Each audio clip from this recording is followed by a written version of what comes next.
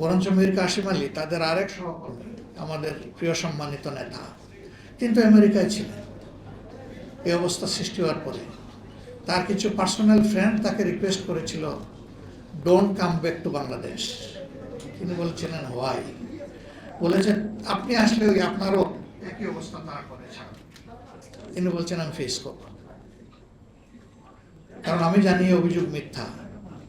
আমার মৌত একবারই হবে, যেমন আমার জন্ম একবার হয়েছে। আমি তো দ্বিতীয়বার মরার কোনো সুযোগ পাবো না, যেহেতু দ্বিতীয় জীবন আমার হবে না। কাজেই মৃত্যুর তক্তায় দাঁড়িয়েও আমি বলে যাব অভিযোগ মিথ্যা, এবং আমি এটা ফেস করব। তিনি তো পালিয়ে যাওয়ার প্রশ্ন না, তিনি তো ছিলেনই বিদেশে ট্যুর উপলক্ষে, তিনি থাকতে পারতেন, কেউ তাকে ওই রকম ফিল করতো না। কিন্তু তিনিও মানুষকে, দেশকে ভালোবাসতেন। তার এই ইয়াকিন ছিল যে ইয়াকিনের প্রতিফলন তিনি ঘটিয়ে দুনিয়া থেকে বিদায় নিয়েছেন।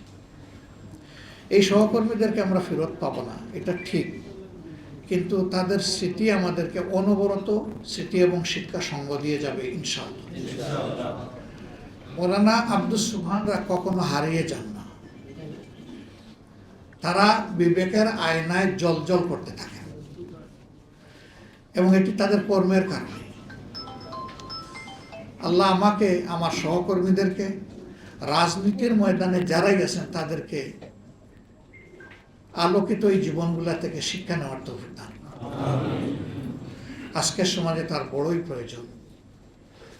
তার মাঝে আমি কখনো হিংসা, প্রতিহিংসা, জেদ এগুলো আমি দেখিনি। তার মতো একজন বিজ্ঞ প্রাজ্ঞ নেতা বিভিন্ন ফোরামে মত দিতেন, কিন্তু যখন তার মতের অপর পক্ষে গিয়ে অন্য মতটা শক্তিশালী হয়ে যেত, তিনি সবার আগে বলতেন আমার মত আমি উল্টো করলাম, এটাই আমার মত। এখন এই যে উদারতা, এই যে সাহসিকতা, এটা আমাদেরকে সঞ্চয় করতে হবে ইনশাআল্লাহ। আমি মাবরুরকে বিশেষভাবে ধন্যবাদ জানাই। একটা পবিত্র জিম্মাদারি সে আঞ্জাম দিয়েছে। আমি আল্লাহর দরবারে দোয়া করি আল্লাহ তাআলা তার হৃদয়ে এবং তার হাতে বরকত দান করুন। বাকি দায়িত্বগুলোও যেন সে আরো সুন্দরভাবে পালন করতে পারে, আল্লাহ তাআলা সেই তৌফিক তাকে দান করুন। তাকে আল্লাহ এই ভায়াত দান করুন, সেহাতে কামেলা এনায়েত করুন। আজকের আসতে পারার জন্য মহান রবের শুকরিয়া আদায় করার পাশাপাশি আয়োজকদেরও আমি কৃতজ্ঞতা আদায় করছি।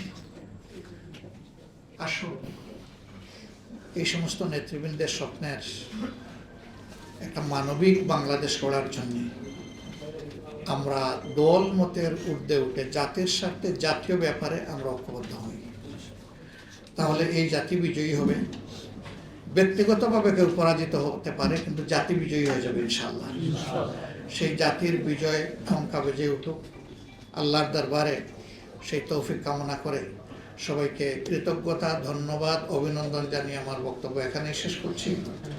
আসসালামু আলাইকুম ওয়া রাহমাতুল্লাহ।